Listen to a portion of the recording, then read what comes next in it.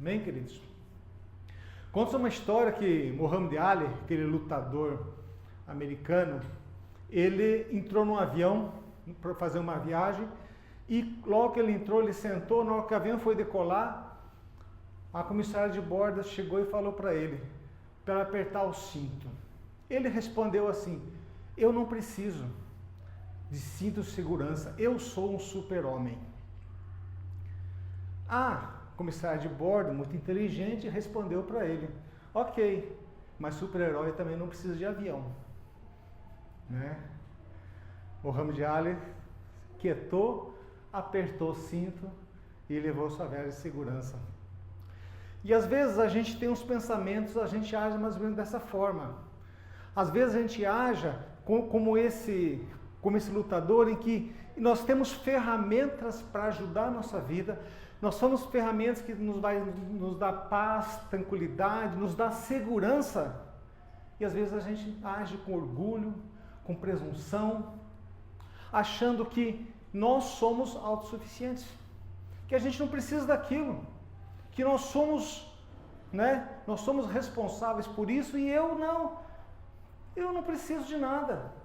Só que até que surjam as turbulências. Quando surgem as turbulências, aí que a gente percebe que a gente precisa. E a palavra de Deus lá em João 16:33, ele diz assim, no mundo vocês terão aflições, mas tem de bom ânimo, eu venci o mundo. Percebam que Jesus disse, ele não disse assim, que no mundo se vocês tiverem aflição, mas ele disse que no mundo vamos ter. E no mundo nós vamos ter. E a maior ferramenta que nós temos para vencer as tribulações da vida, qual que é? A palavra do Senhor. E a orientação do Senhor. Ele que é o cinto que nós temos que afivelar na hora da nossa turbulência. Então nós temos que nos apropriar daquilo que nos dá, das ferramentas que nós temos à mão. Só que nós temos que saber afivelar. Às vezes a gente tem algumas ferramentas na mão, a gente tem algumas soluções na mão, para que nós tenhamos paz, tenhamos segurança, para que nós tenhamos uma vida boa, mas nós não sabemos usar essa ferramenta. E a Bíblia conta para nós um episódio da vida de Jesus, um pouco antes dele começar o ministério dele, e a gente sabe que lá em Mateus 4, a palavra de Deus fala que Jesus foi batizado por João Batista, e logo em seguida, Jesus sai daquela glória do batismo dele para a dureza do deserto. E como é que ele vai para lá? A Bíblia fala que ele foi levado pelo Espírito Santo, conduzido pelo Espírito Santo para quê? Para ser tentado pelo diabo. Primeira coisa que a gente percebe, quem armou esse momento de tentação não foi o diabo. Não foi o diabo que foi em direção a Jesus para tentá-lo, mas foi o próprio Espírito Santo de Deus que o levou ao deserto para ser tentado pelo diabo. E a gente pensa, peraí, como assim?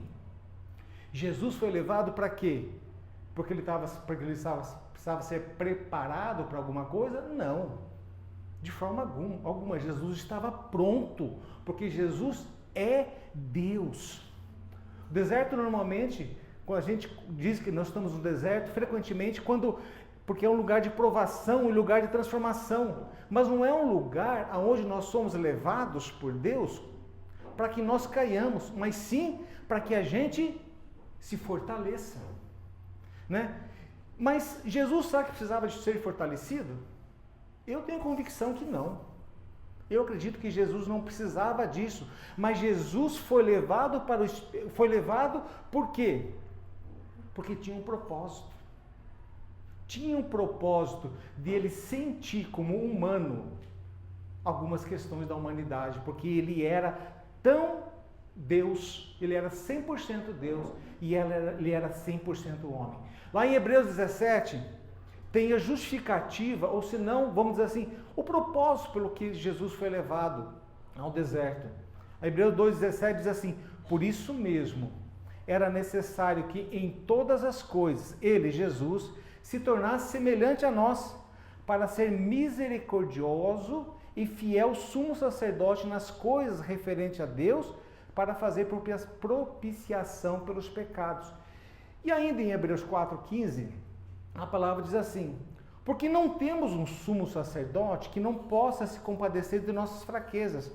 Pelo contrário, ele foi tentado em todas as coisas à nossa semelhança, mas sem pecado. Então o propósito para que o Espírito Santo levasse Jesus para ser ao deserto, é que ele tinha que provar a sua humanidade, para que as tentações fossem reais e ele pudesse, assim como Hebreus, dizer que ele tinha a nossa semelhança. Ele foi tentado para ser exemplo para nós, e ele foi tentado para derrotar o diabo.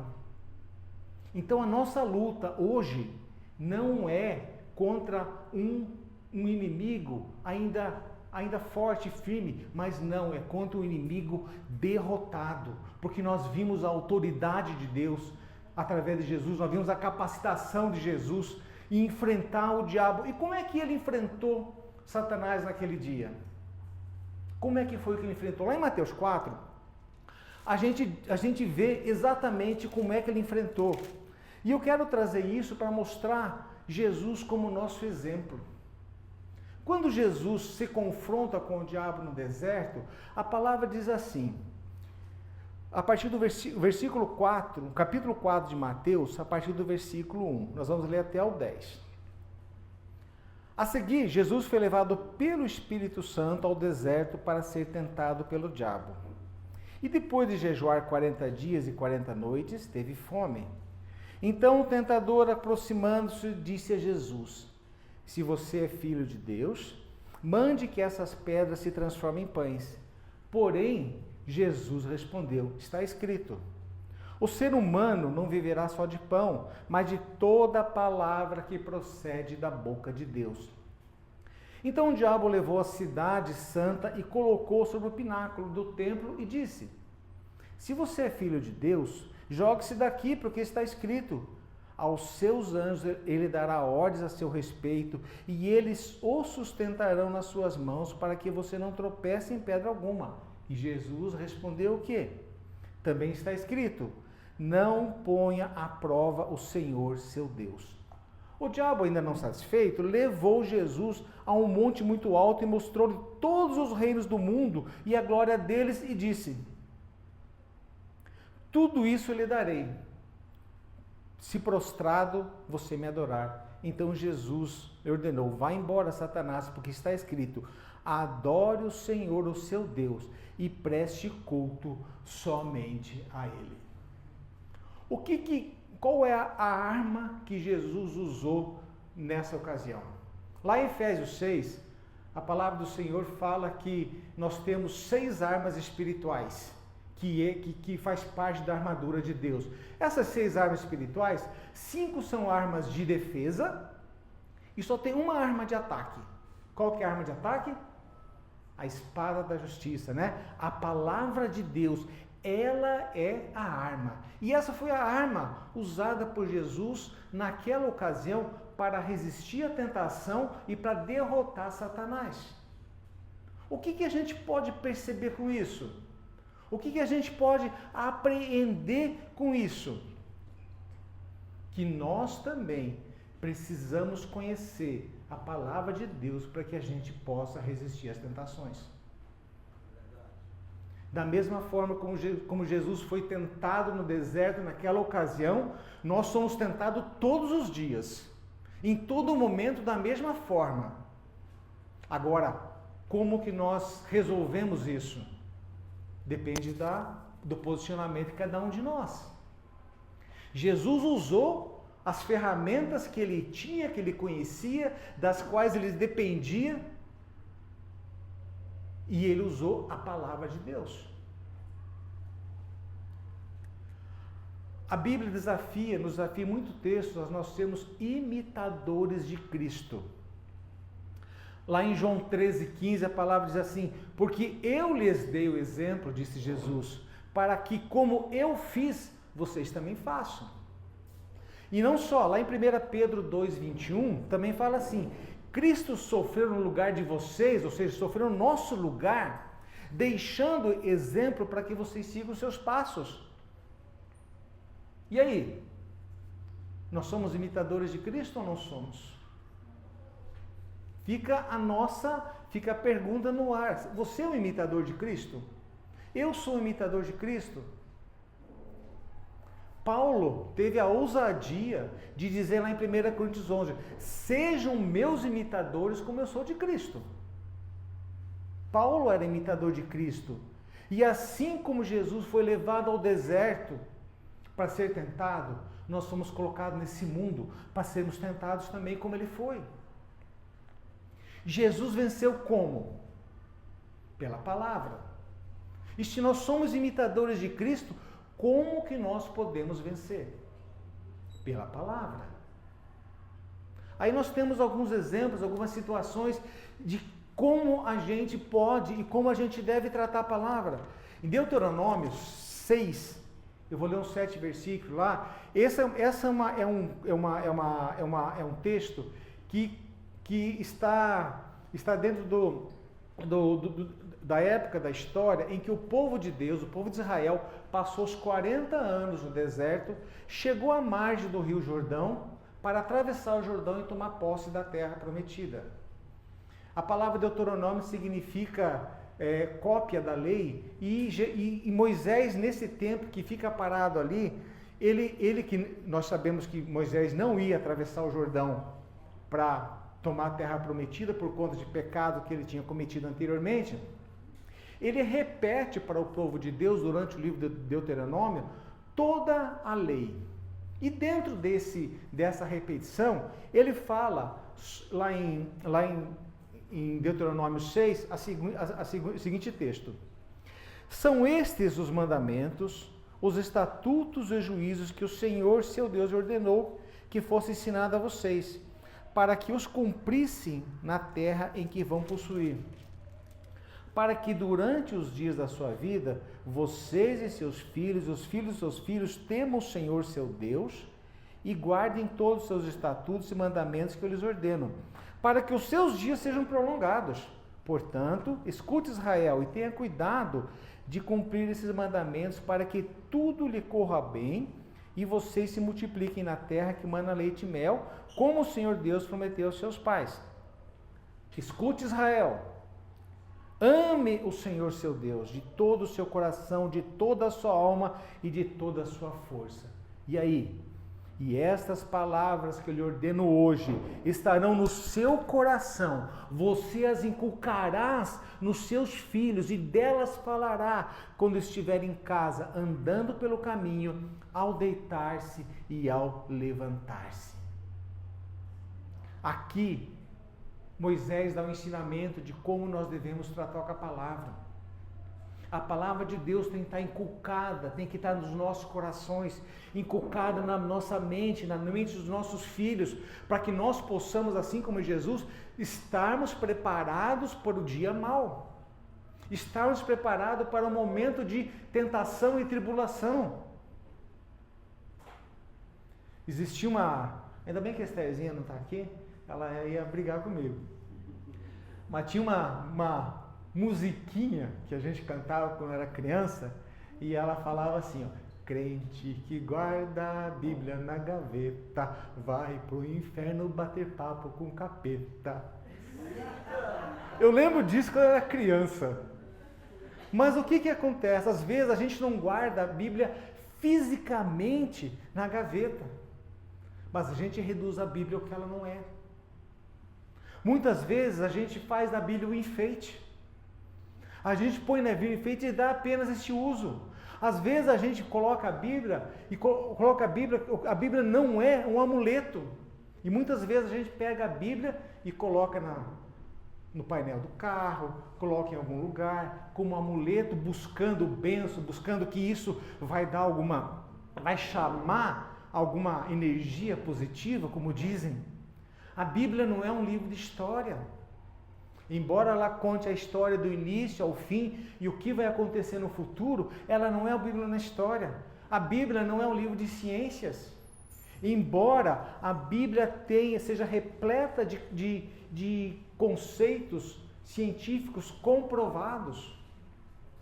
Gente, quem conhece aquele negócio chamado realejo da sorte?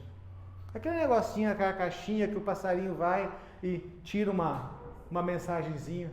Gente, a Bíblia não é um realejo da sorte. A Bíblia não é aquele livro que se fala assim, você fecha o olho e fala assim, vamos ver a mensagem que a Bíblia tem para mim hoje. Judá andando e chorando pelas suas portas estão abandonados e de luto. A Bíblia tem que ser lida com oração, sob orientação do Espírito Santo. A Bíblia não é uma carta de sorte que você vai abrir e aquilo que você abrir é o que vai fazer a sua vida, é o que vai ser uma mensagem para a sua vida. A Bíblia não é um livro de lei, um livro cheio de obrigações e de proibições. A Bíblia é o livro da libertação. Nós temos estudado e falado muito em nossa célula, que nós estamos estudando o livro de Gálatas, e a gente mostra como, o povo daquela região, como eles tinham tido a oportunidade de serem libertados por Jesus, e eles estavam tentando voltar à escravidão do pecado. E a Bíblia nos mostra, nos ensina que ela é um livro de libertação, de liberdade, de alegria, que vai nos dar o melhor. Agora, se a Bíblia não é tudo isso que a gente falou, o que a Bíblia é também? Ela é a nossa razão de fé. A Bíblia é o livro da palavra dos cristãos, é a revelação de Deus ao homem, é o sopro de Deus, é a própria voz de Deus. A Bíblia não é inerrante, a Bíblia não precisa ser, como alguns dizem, reescrita, ressignificada, atualizada, porque a Bíblia não é nem velha nem nova, a Bíblia é eterna, porque ela não contém a palavra de Deus, a Bíblia é a palavra de Deus. E além de ela ser a palavra de Deus fisicamente, a Bíblia tem um poder transformador. Mas para que a gente possa gozar dessa transformação que a Bíblia pode nos dar, não adianta a gente ficar de braços cruzados esperando. Vai depender da nossa atitude. E para que a gente perceba, sinta, e para que a gente possa aproveitar o poder transformador da palavra de Deus, nós precisamos ler, guardar, meditar, estudar e aplicar.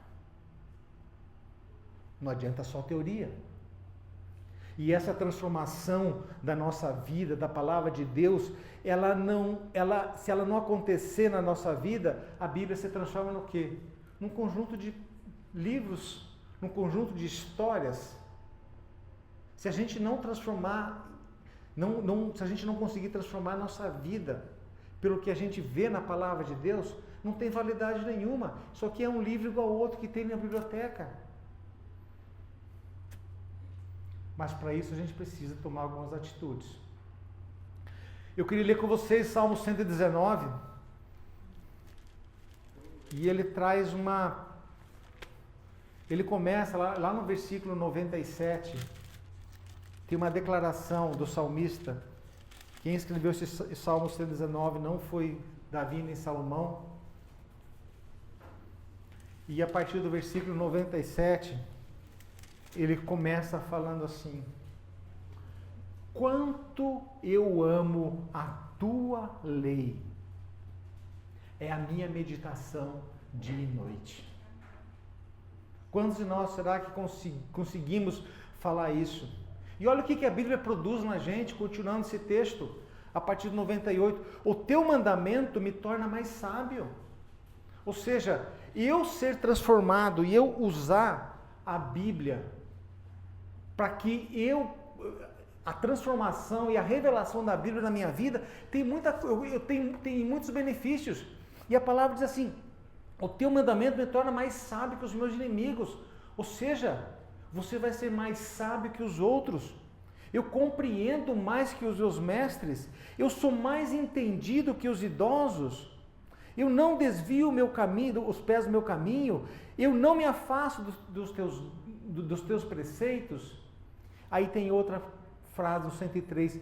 Quão doces são as tuas palavras ao meu paladar. Quantos de nós será que consegue aproveitar a palavra de Deus, dizer assim, sentir o sabor da palavra de Deus? E quando a gente vê esse primeiro versículo, quando ama a tua lei, Deus está dizendo aqui que não é possível amar a Deus se a gente não amar o que Ele fala. Se nós não amarmos a palavra de Deus, se nós não vivenciarmos a palavra de Deus, se nós não usarmos e não fazermos com que ela seja viva e eficaz nas nossas vidas, como é que eu posso dizer que eu amo a Deus? Se eu não amo a palavra dele, se eu não amo o que ele fala. Não é possível amar a Deus se não cumprir e não obedecer o que Deus fala, se não der valor ao que Deus fala. Como é que nós vamos fazer isso? Lá em João 14, 21, a palavra diz assim: aquele que tem os meus mandamentos e os guarda, é o que me ama. De nada adianta eu ter 20 Bíblias na minha casa, eu dizer que sou crente, eu vir aqui no domingo, eu frequentar a célula, mas se eu não tenho amor pela palavra, nós precisamos aprender, nós como cristãos precisamos aprender a dar valor na palavra, a usar a palavra, a ler a palavra, a entender a revelação de Deus na palavra. João 5,39 diz assim: examinai as Escrituras, Jesus falou, porque julgais ter nela a vida eterna, e delas que de mim testificam. Se nós precisamos saber quem é Jesus, nós vamos aprender na palavra. Se nós queremos conhecer o caráter de Jesus, os atributos de Deus, o poder de Deus, a grandeza de Deus, o propósito de Deus, nós vamos ter aonde? Na palavra. Quanto que nós utilizamos e o quanto que nós não aproveitamos a oportunidade que nós temos na palavra. Nós sabemos que tem inúmeros países em que a palavra de Deus é proibida. Eu li uma reportagem um tempo atrás aí, não sei se tem muito fake news, né? Que na Coreia do Norte, o porte da Bíblia é crime. É crime de pena de morte, você ter a Bíblia na mão. E nós aqui, nós temos oportunidade de comprar a Bíblia em qualquer lugar, em vários lugares, em qualquer livraria, pela internet, podemos ler, usá-la em qualquer lugar, sem restrição nenhuma, e nós não damos valor a isso. O que será que nos falta? Por isso que nós temos que ler a palavra de Deus. Nós temos que guardar, meditar e estudar. E quando a gente fala de conhecer a palavra de Deus, não é simplesmente informação. Eu conheço, eu li, eu conheço toda a história de Abraão. Eu sei todos os detalhes da história de Abraão. Eu adoro, eu gosto muito de ler a história de José. Não basta que a gente conhecer a Bíblia, nós precisamos fazer com que ela seja viva e eficaz na nossa vida. Ela tem que gerar relacionamento. Nosso Deus é um Deus de relacionamento. Quando Deus criou o homem, Adão e Eva, o que a Bíblia fala? Que todos os dias, todas as tardes, Jesus ia até o jardim para conversar com eles. Ou seja, Deus é um Deus que requer relacionamento. Deus tinha um relacionamento muito íntimo e próximo com Moisés. Deus falava diretamente com Moisés. E a presença de Deus diante de Moisés era tão grande que quando Moisés descia do monte, o seu rosto resplandecia por conta da presença e da glória de Deus. E Deus busca relacionamento conosco o tempo todo. E Ele quer se relacionar, Ele quer ter uma troca com a gente. Só que muitas vezes a gente não dá valor. A Bíblia fala em Mateus 6,21, aonde estiver o teu tesouro, aí também estará o seu coração. Para aquilo que a gente atribui valor, se torna alvo para nós alcançarmos. Então assim, se eu atribuo valor para determinada situação, atribuo valor e exclusivamente meu valor principal, até que tem tudo a ver com o que o Sérgio falou, se o meu valor principal hoje é buscar profissão, é eu buscar ganhar dinheiro, é eu buscar conhecimento, Tudo isso é válido? É válido. Mas tem que haver relacionamento com Deus junto. O nosso coração tem que entesourar as coisas de Deus. As coisas de Deus têm que estar em prioridade na nossa vida. Aquilo que brilha os nossos olhos. A palavra de Deus, o Evangelho tem que brilhar os nossos olhos. E muitas vezes nós não damos valor porque nós não damos a prioridade. O nosso aniversariante, o pastor Beto, ele fala assim: você tem tempo para aquilo que é prioridade para você. É mais ou menos isso que você fala, né? Você dá prioridade para aquilo que é importante. Se você não julga a palavra importante, você não vai encontrar tempo. A gente encontra tempo para aquilo que a gente quer. Todos nós temos 24 horas de tempo e a gente prioriza aquilo que brilha os nossos olhos, aquilo que está entesourado no nosso coração. Se está entesourado no nosso coração o Instagram, nós vamos gastar bastante tempo com o Instagram. Se está entesourado no nosso coração o trabalho, a faculdade, família, não estou dizendo que isso seja ruim, gente. Tudo isso a gente pode ter, tudo isso é permitido e a gente tem que fazer, que a gente tem que ter momentos de família, momentos de crescimento profissional, intelectual, nós temos que ter relacionamentos com amigos, nós temos que ter diversão e lazer, mas nós temos que saber onde está a nossa prioridade. Aonde está o nosso coração? O que brilha os meus olhos? É a intimidade com o Senhor? Como é que eu faço para desenvolver um relacionamento com o Senhor? Aí tem algumas coisas. Eu preciso, primeira coisa, para relacionamento, eu tenho que ler a palavra. Eu tenho que ter tempo para ler a palavra. E a palavra de Deus, lá em Romanos 10, 17, diz assim: a fé vem pelo ouvir e ouvir a palavra de Deus. E para você ter tempo, para você ouvir, ler e ouvir a palavra de Deus, você vai ter tempo para conhecer e para compreender os caminhos e orientações do Senhor. Não basta somente ler a palavra de Deus, nós precisamos guardar a palavra de Deus no coração. Salmo 119 tem um versículo que eu acho lindo, tem até uma música que fala assim: escondi a tua palavra no meu coração para não pecar contra ti. Por que Jesus teve condição de não pecar, de não cair à tentação? Porque ele tinha a palavra de Deus escondida no coração. Se nós tivermos a palavra de Deus escondida, e escondida guardada em nosso coração, nós vamos ter fortaleza e argumentos para a gente não pecar e não cair em tentação. Só que nós precisamos guardar a palavra. E de novo aquele versículo: aquele que tem os meus andamentos e os guardas, esse é o que me ama. Se nós amamos a Deus, nós vamos guardar a palavra. Aí nós temos que meditar na palavra. Teve um escritor, ele disse assim: ler a Bíblia sem refletir é como comer sem digerir. Não podemos dar o luxo de comer a palavra de Deus sem digerir. Nós temos que pegar a palavra e meditar nela.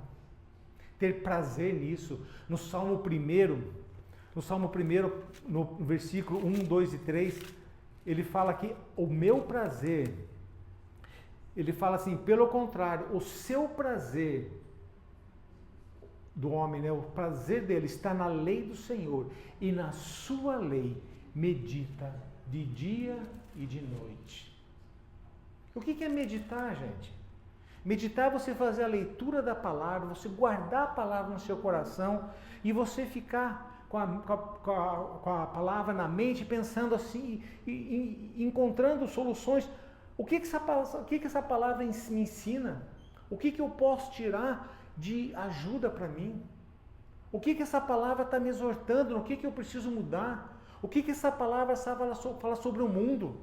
O que essa palavra ensina sobre mim, sobre meus comportamentos, sobre meus pecados? O que essa palavra diz sobre transformação que eu tenho que ter?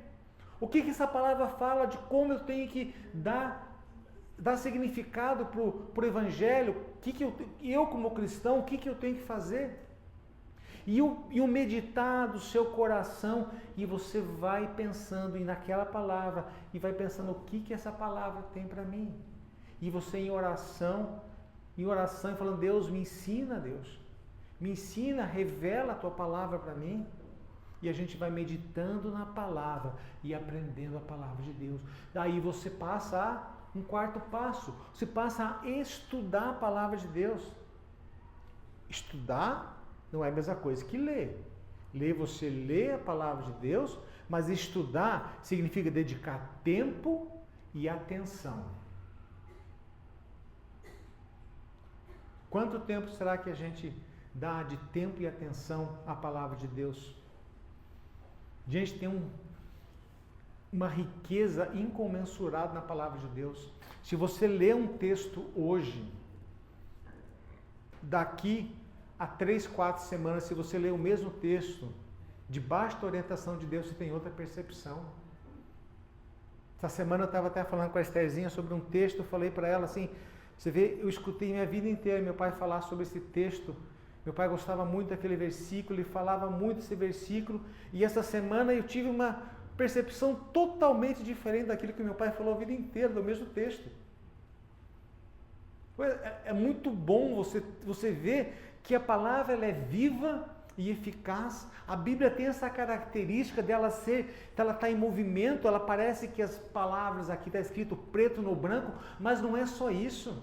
Ela é viva.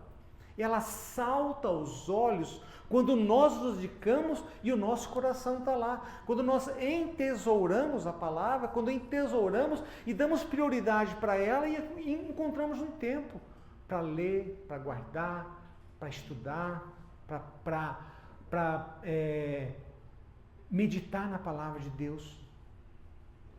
Gente, a Bíblia é o nosso manual do fabricante. É o manual do crente. Então ela tem que ser conhecida e explorada. Como é que você pode dizer eu sou crente, eu sou filho de Deus, se eu não amo a palavra de Deus? Se eu não amo a Bíblia, eu não amo a Deus. Lá em 2 Timóteo 3,16 a palavra diz assim, toda a escritura é divinamente inspirada e proveitosa para ensinar, repreender, corrigir, instruir em justiça, para que o homem de Deus seja perfeito e perfeitamente preparado para toda obra. A palavra de Deus tem inúmeras funções. E como é que nós temos que nos apresentar diante da palavra de Deus? Aí vem a exortação da palavra, lá em 2 Timóteo 2,15. Aí é a palavra para você e para mim. E a palavra diz assim para nós, diretamente, nos exortando assim, procure apresentar-te a Deus aprovado, como obreiro que não tem que se envergonhar e que maneja bem a palavra da verdade. Quando é que nós vamos chegar e dizer assim, eu sou aqui diante de Deus, estou me colocando diante de Deus, Senhor, eu sou aqui, aprovado, estou aqui aprovado. Eu não tenho do que me envergonhar, porque eu estou sendo fiel, eu estou amando, estou dando prioridade à tua palavra. E sei manejar bem a palavra da verdade. A palavra de Deus, ela é completa e suficiente para equipar todas as áreas da nossa vida. Mas nós lemos, guardamos, nós meditamos e nós estudamos a palavra para quê? Se nós não praticamos a palavra. Tiago 1,22 diz assim, sejam praticantes da palavra e não somente ouvintes, enganando a vocês mesmos com discursos falsos. E praticar a palavra envolve o quê? Ação e obediência. Qual que é a ação que nós temos que ter? A ação de ir em busca da palavra e encontrar meios e tempo para nos dedicarmos à palavra. E depois que nós fizermos isso, nós obedecemos aquilo que Deus revelar através da palavra. Viver aquilo que a gente ouve. Viver aquilo que nós estamos lendo. Praticar esse ensinamento é a responsabilidade de todos nós, os cristãos. E de novo, gente, se a gente negligenciar isso aqui vira um livro comum, uma coleção de manuscritos antigos, feitos há 2000 anos atrás, por um monte de gente, por 40 pessoas, mais ou menos 40 autores, escrito mais ou menos em 1100 anos de espaço. Mas assim, é mais um livro de história. Mas para a diferença entre isso aqui ser um livro de história e ser um livro que vai transformar a sua vida, está simplesmente na sua escolha. Porque Deus quer gerar um relacionamento com você e comigo. Só que esse relacionamento Deus não vai lá correr atrás e forçar. A palavra de Deus no Apocalipse 3 diz que Deus fala assim, eis que bato. Como é que é o versículo mesmo? Apocalipse 3, 20. Eis que estou à porta e bato. Se alguém ouvir e abrir, eu entrarei e cearei com ele. E ele comigo. Mas o que precisa? Eu abrir. Deus não entra. Deus não arromba a porta do nosso coração, da nossa vida, da nossa mente, do nosso intelecto. Ele não arromba. Ele nos dá a oportunidade. E quando que ele está batendo? Ele está batendo agora. Quando você ouve a palavra e você é exortado a dar valor à palavra, quando você é exortado a ler, quando você é exortado a colocar o seu coração, quando você é exortado a entesourar isso, quando você é exortado a gerar prioridade nisso, é o momento que Deus está batendo no seu coração.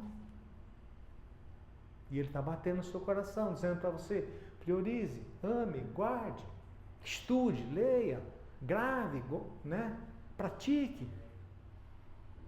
Só que cada um de nós é responsável pelos nossos atos. E nós temos que buscar isso. E a palavra de Deus, daí ela tem também essa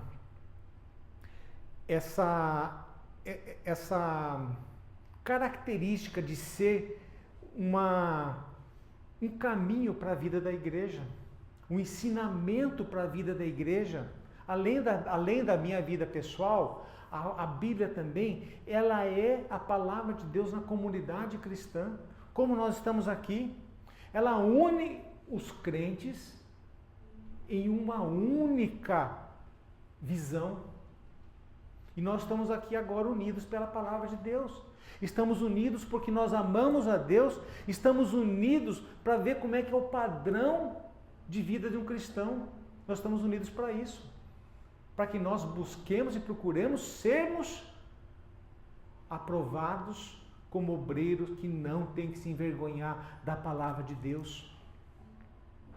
Em 2 Timóteo 4, 2, a palavra diz assim, que pregues a palavra, insista, que seja oportuna ou não, corrija, repreende, exorte com paciência e doutrina.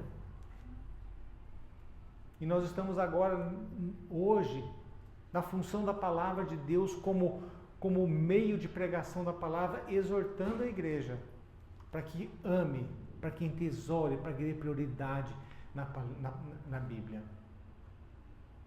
E nós fazemos isso aqui na igreja, nós fazemos isso nas células que temos durante a semana, mas especialmente nós fazemos isso no nosso dia a dia, na nossa casa.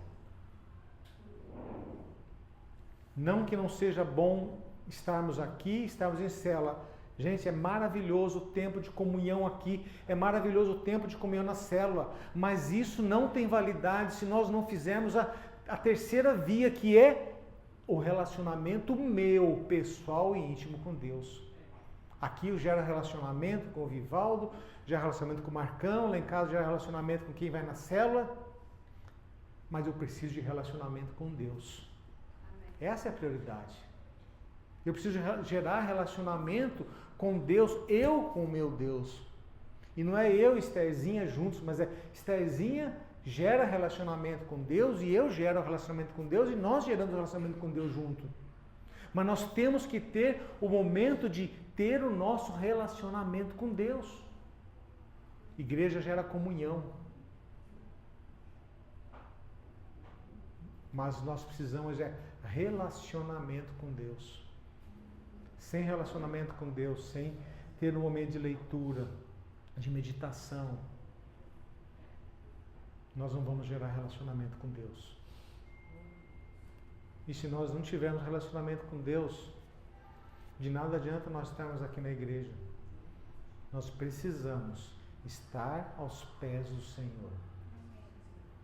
E eu queria acabar com terminar aqui lendo 2 versículos e de Colossenses 3, 16 e 17. Eu queria que eu vou ler, e eu queria que a gente fizesse essa leitura como se fosse uma oração. Como se fosse uma oração para que a gente percebesse e entendesse com os olhos fechados. Colossenses 3, versículo 16 e 17. E é o meu desejo e é com que eu finalizo essa palavra de exortação nessa manhã.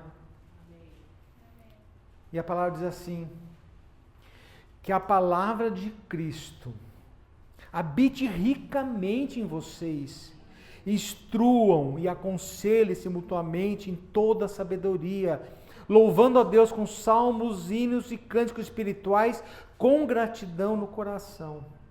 E tudo que fizerem, seja em palavra, seja em ação, façam em nome do Senhor Jesus, dando graças por Ele a Deus Pai. Amém? Que essa palavra de Colossenses seja viva e que nós possamos meditar sobre ela nessa semana. Que Deus nos abençoe, que todos nós tenhamos uma semana de vitória, uma semana abençoada, mas não deixemos de priorizar, de entesourar a palavra do Senhor. Amém, queridos?